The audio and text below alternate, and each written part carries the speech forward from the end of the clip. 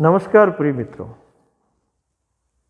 जिस परिवेश में हम पले बड़े हुए, उस वातावरण में रहे, वहाँ के लोगों के विचारों को सुना समझा, फिर कुछ पुस्तकें पढ़ी,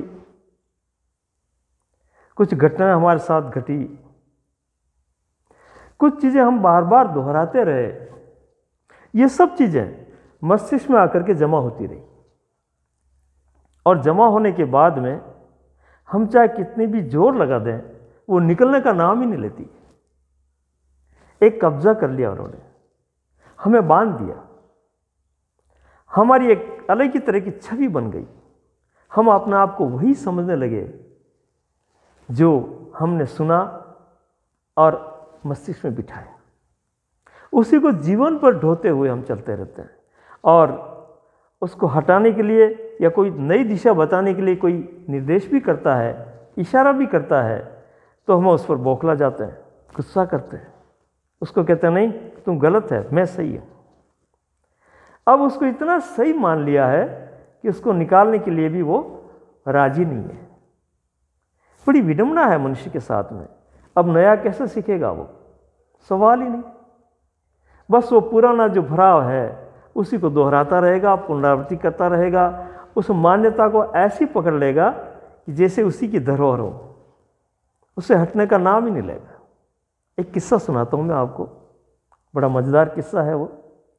एक बार सुबह का वक्त था और ऐसे ही घूमने के लिए एक कोई पंडित जी ब्राह्मण निकल पड़े। तो उनको घूमते हुए देख करके एक वैश्य सेठ व्यापार करने वाला वो भी उनके साथ हो ले कि पंडित जी कहाँ जा रहे हो? कि मैं तो भाई घूमने जा रहा हूँ, सुबह का समय है, अच्छा समय है, सेहत अच्छी रहती है, चलो मैं भी साथ चलता हूँ। तो चलिए। वो दोनों जा ही रहे थे कि तीसरी जगह उनको एक क्षत्रिय मिला, राजपूत, वो भी साथ हो लिया। इसके बाद में चलते चलते चलते एक मुसलमान भी मिल गया। उसने कहा कि भैया कहाँ जा रहे हो? कि हम घूमने जा रहे हैं। एक पांचवा व्यक्ति और मिला, वो था पहलवान, वो भी साथ हो लिया। अब देखो क्या होता है, कैसे ये मान्यताएं आदमी के मस्तिष्क में घर कर लेती है और निकलती नहीं है, और आदमी वहीं गन चक्कर लगाता रहता है। ये इस बात में, इस किस्से में, इस कहानी में हमें समझना है। तो चलते चलते होता क्या है कि एक चिड़िया चहचहाती है सुबह सुबह, डाल पर फुदकती हुई, नृत्य करती हुई, कुछ कह रही है, वो कुछ गा रही है जैसे, ऐसा लग रहा है। तो पंडित ने कहा, पंडित क्या कि ज़्यादा समझाने के चक्कर में ज़्यादा रहते हैं वो। पंडित जी बोले कि भाई लोगों, आपको मालूम है ये चिड़िया क्या बोल रही है? तो सभी ने कहा भाई आप बताओ, आप ज़्यादा होशियार हो, विद्वान हो, पंडित हो।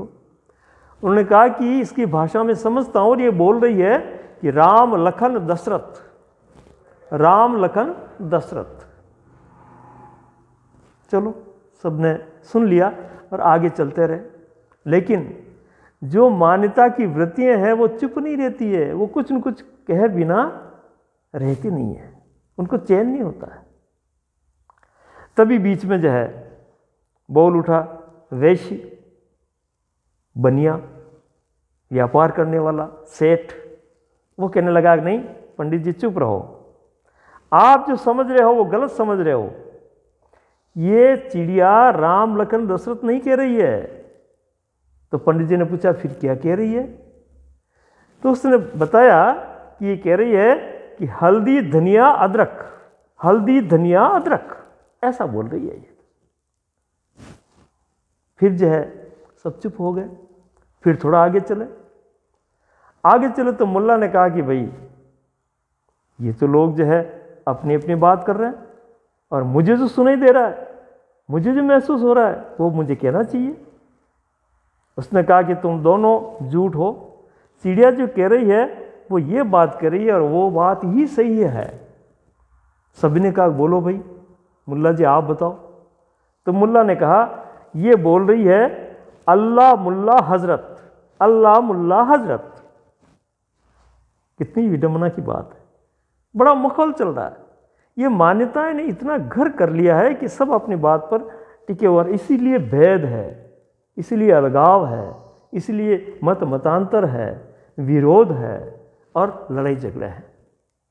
चलो अब घूमते घूमते घूमते थोड़े आगे निकले वो, और फिर पहलवान को गुस्सा आया। उसने कहा कि तुम सब बेवकूफ़ हो और नहीं मानोगे तो मनाने का तरीका मेरे पास है, मैं पहलवान हूँ।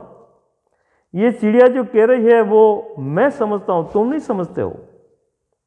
सब बोले हाथ जोड़ करके भैया क्या कह रही है तुम बता दो। उसने कहा कि दंड बैठक कसरत, दंड बैठक कसरत, ऐसा बोल रही है चिड़िया। अब चिड़िया न जाने क्या बोल रही है, लेकिन सबके अंदर जो भरा हुआ है वो निकल रहा है, वो बोल रहा है। इसलिए सत्य का पता किसी को नहीं लग रहा है। सभी अपने अपने उधेड़-बुन में, अपने अपने संग्रह में जो भर रखा मस्तिष्क में, उस वृत्ति के अंदर घूम फिर करके उलझे हुए से हैं। बस वही पुनरावृत्ति करते हैं, वही बार बार दोहराते हैं और उसी को पक्का मान लिया है कि यही सत्य है। इस तरह से सत्य का पता नहीं लग रहा है। सत्य हमारे आंखों से ओझल होता जा रहा है, हम समझ ही नहीं पा रहे हैं। ये जब तक घन चक्कर, ये जो हमने अंदर बिठा रखा है, स्मृति में जो भर रखा है, ये बातें जब तक एक तरफ करके हम ध्यान से नहीं सुनेंगे, ध्यान से नहीं समझेंगे, तब तक समझना बहुत ही मुश्किल है। इसलिए मेरे दोस्तों, इन मान्यताओं से थोड़ा दूर हटो और बिल्कुल सहज और सरल होकर के देखो, अवलोकन करो, अपनी दृष्टि को गहरी और समझ को बिल्कुल सजग रखो। वास्तविकता क्या है ये इनको मान्यताओं को हटाने के बाद में आप देख पाओगे, वरना ये जो पर्दे जब तक पड़े रहेंगे तब तक कुछ भी नहीं सूझेगा।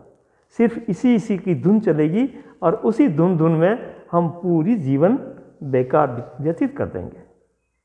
तो मेरे प्रिय दोस्तों, मान्यताओं से हट करके आप सत्य की राह पर चल सकते हैं, वरना बड़ा मुश्किल है। धन्यवाद।